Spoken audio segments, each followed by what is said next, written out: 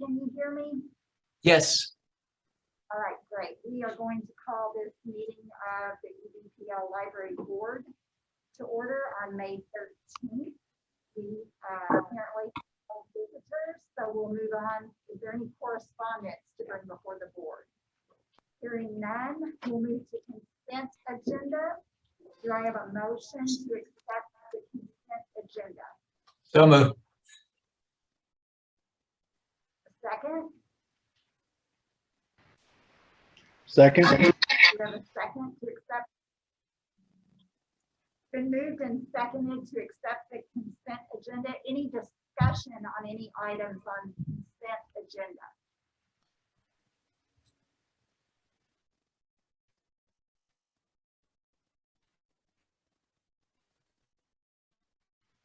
Hearing none, we'll put forth the question. All those in favor of accepting the consent, please signify by saying aye. Same sign. That accepts the consent agenda. Moving on to governance, Heather. Yes, in your packet, you will see a memo about changing our updating our library hours. We have increased, as the memo notes, we want to go from 428 hours per week to 480 hours per week.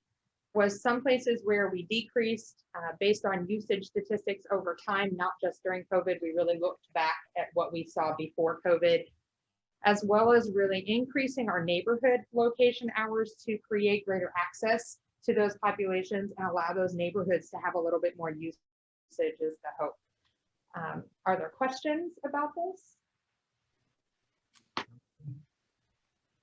Not for me. Really, the goal on this was to provide more services across the entire community, because before Central really was offering the most robust schedule. Is that correct? Yes. So Central lost essentially 4 hours per week is what they, well, 5 hours per week. We took off an hour on Monday through Thursday from 8 p.m. until 9 p.m. It was just not highly utilized, as well as an hour from 5 to 6 on Saturday. Again, looking at those usage statistics, those hours just weren't used here at Central. So in order to better utilize our staff here at Central, we have them during the times that we would most need them. The regional locations really didn't see much of a change to their schedule at all. And again, then we increased those neighborhood locations, the hours that they are open. So the neighborhoods additionally used to be closed on Thursdays entirely. So they will be open 6 days a week, just like our other locations, as well as those increased in some evening hours, which we hope will provide the community not just a chance to come in and check out materials and use our regular services, but also use our meeting rooms for community meeting space. And then I'm assuming you'll continue to track the usage Yes. data and Yes. maybe bring that back to us as a report to For let us sure. know. Yes, we sure will. And we can break it down by the hour. That's how we looked at it, to see exactly what is happening per hour. And my understanding is this doesn't require a motion. It's more of an informational, correct? No, you do, because it is a change in our operational hours. Got it. And it is our intent to go to full normal hours starting next week, and increasing from that 9 to 6 that we've been working on for quite a while now. So do we have a motion to accept the change in EVPL hours? So moved. Second? I'll second. Any further discussion? If hearing none, we'll ask for a vote. All those in favor signify by saying aye. Aye. Those opposed, same sign. All right, and that motion carries. Finance report, Lori. Yes, as of the end of April, in our appropriation budget, we have 76% of our budget remaining. It's still a little early to track that as far as how we're spending as we go through the year, because we still have some large expenses like LRF transfer that doesn't happen until the end of the year. Once we start the master building plan and we get progress billings, we'll start paying for that service, as well as the implementation of our new HRIS and payroll system that we just signed a contract for with UKG, which is Kronos, for those familiar with that name. And so once all of those are paid out, we'll be a little bit closer. I did note that we paid, if we were paying on expending on a 1/12 basis, it'd be 8% per month. And I noted that for the month of March, we expended 6% of our overall budget. Again, it's not real indicative of where we're at because we don't expend it on an equal basis every month. But we are starting to utilize our budget more and more and trying to look for ways that we can use those monies and not wait till the end of the year and then trying to spend them very quickly. Moving on to the report of investments. So for the investments in the month of April, we have a balance for all 4 funds of $11,525,900. And the average daily yield for April was 0.066, which is actually up 0.033%. That's a first. 0.03%. But the year to date, which was 0.0697, does continue to go down because we had those lower numbers in the month of March. So it was down 0.0022% for the month of April. Sure. All right, approval of bills, Sabrina. Yes, hi. I move for the approval of the invoices dated April the 8th of 21 through May 13th of 21 for $354,125.42, as well as payroll dated April the 9th of 21 for $237,786.72, and April the 23rd for $381,067.42. Second. We have a motion and a second. All those in favor of approving the payment of bills, please signify by saying aye. Aye. Those opposed, same sign. And that carries. Next, we have staff spotlight. Katie? Doesn't matter where our students. Right here. Just Yeah, that works. Well, hi, my name is Katie Wright-Pritchett, and I am the librarian for the Programs and Outreach Department. And I want to thank Heather and Scott for allowing me to speak briefly with you today about some of the exciting work I'm doing here. So for the past 4 years, I have worked closely with and built strong relationships in the community with the organizations and local government and such to really get a good understanding and knowledge of the community that we serve. And in order to best align our programs and our resources, best align with the community's interests and aspirations. And I began most of my work researching community data. So that can be from many different places. It may be the census, it may be other government organizations that create or compile that kind of information. But at the beginning of my work in Programs and Outreach Department, I used a lot of this data to create necessary documents that inform the work of our department. Informed by the research, I helped create a community profile with potentially relevant demographic data that could inform our work.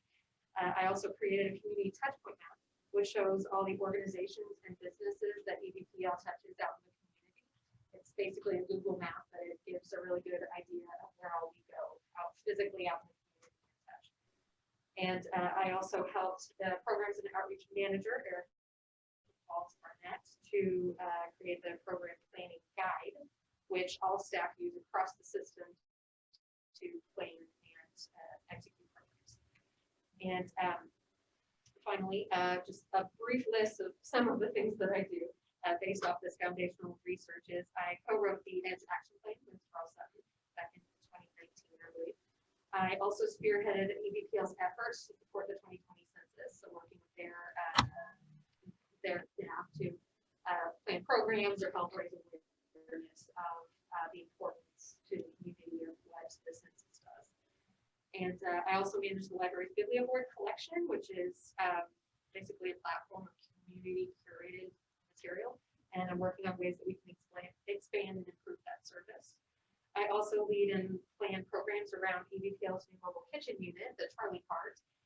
If anyone is interested in seeing it, it's actually down in our department. I'm happy to show it to you. It's pretty cool. We also are planning classes in June and July with the EVSC Extended Day School Summer Camp. Really excited about that. And I also co-run the Book and Cook and World History Project with Charles Sutton. Most recently, though, and the most exciting new thing that I have been working on is our 2021 pilot program called EVPL 2U, which is where we are going to take our outreach vehicles, new outreach vehicles, and go to places in the community that, based off my research, show they meet priorities that, well, let me just look at my list here. Basically, there are areas in the community that have barriers. It may be that they cannot physically get transportation to a physical library. It may be where a lot of youth ages 0 to 4 are highly concentrated. It may be where there's bad internet access. So basically, I looked at that and I layered all those levels and looked at where those highest concentrations were.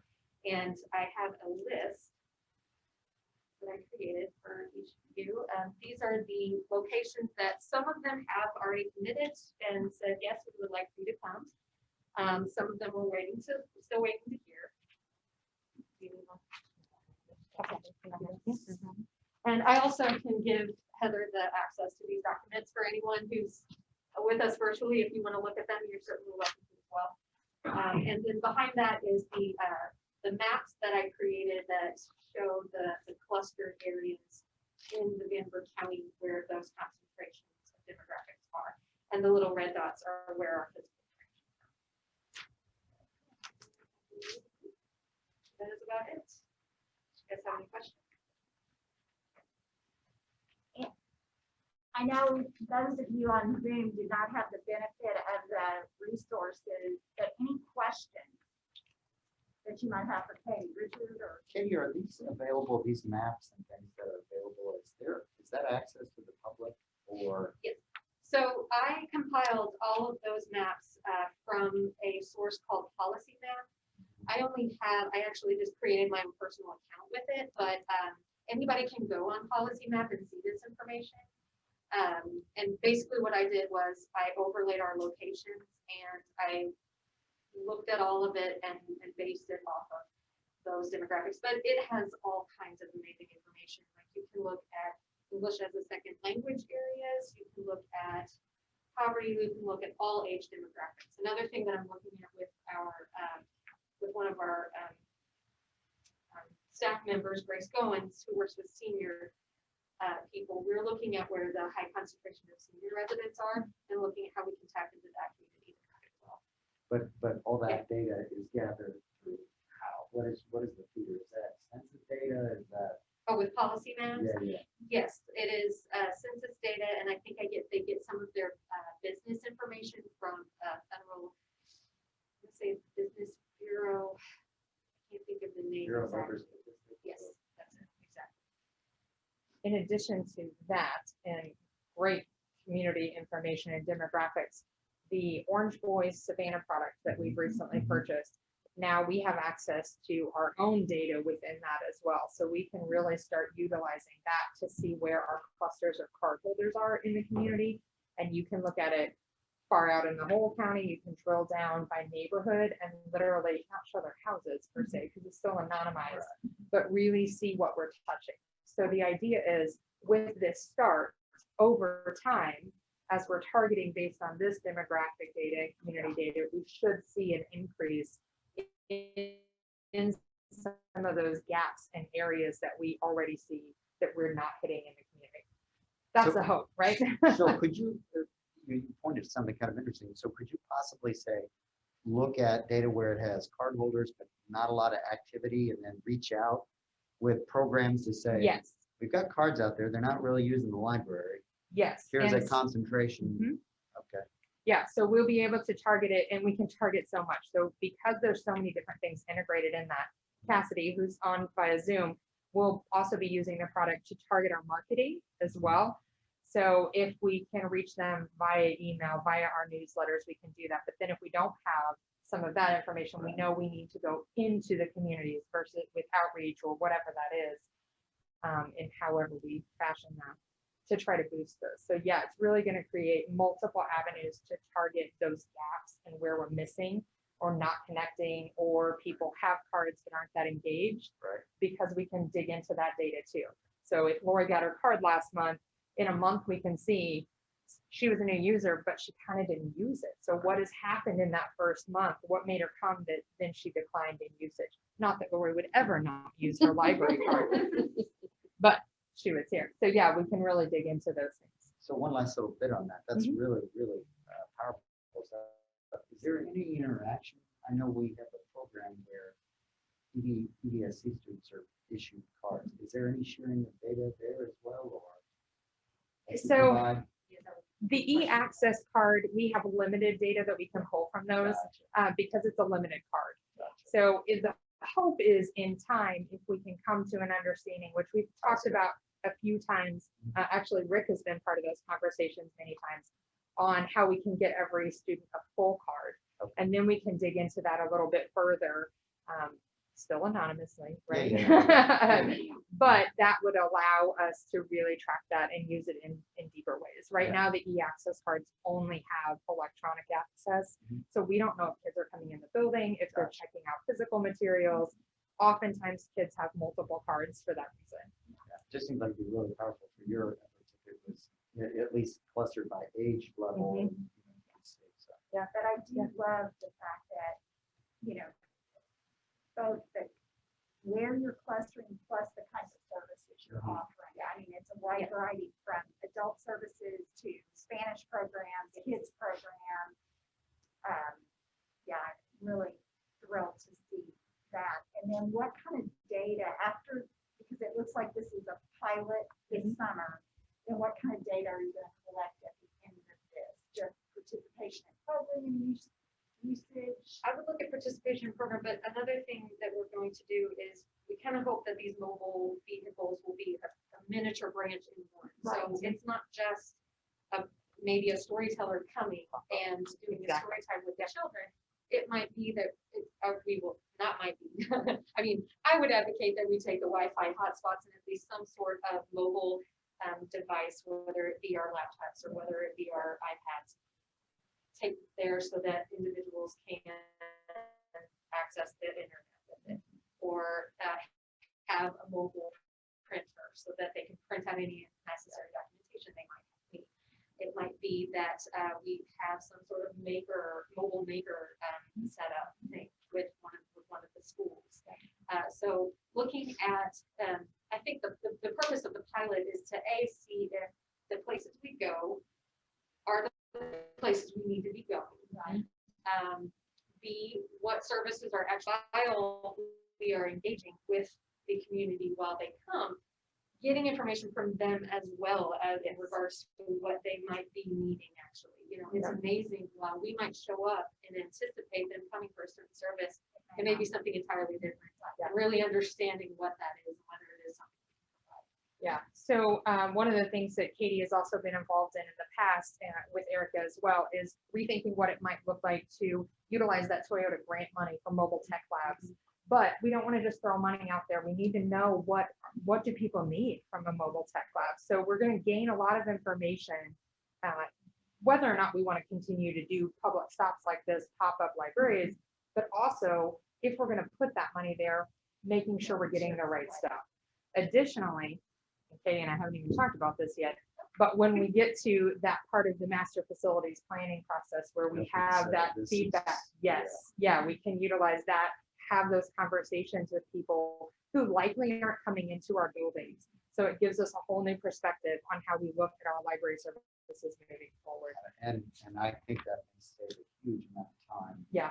Especially with card distribution and trying to find out who are the non. Yes, and that's something we hope to be able to do when we're out there as well. As a part of that, one of my colleagues, Zach, called it the library card clinic, where we have so many people out in the community say, well, I don't even know the status of my library card. I don't even know if I have one. That's something we can fix in 10 seconds at, wherever we we might be out there. I do want, I mean, we're doing this because we're spotlighting our staff, but I do want to commend Katie while she's here. I had this idea. I told Erica, talked to Katie. I said, Katie, I just need you to put me something together. And I kind of let her run with it. She was given some sort of guidance about where could we go in the summer. I want to see us out in the community after COVID. You have these new vehicles. She took it this way herself and she pulled the demographics and she did this. This is the way that Katie thinks and the way that she approaches her work every day. So thank you. Katie. Good work. Thank you. Any other comments or questions from the rest of the board? All right. Any other announcements to come before the board? I just wanted to remind everybody that has not viewed the internal control State Board of Accounts video and updated their certification, which would be everybody but Rick and Richard.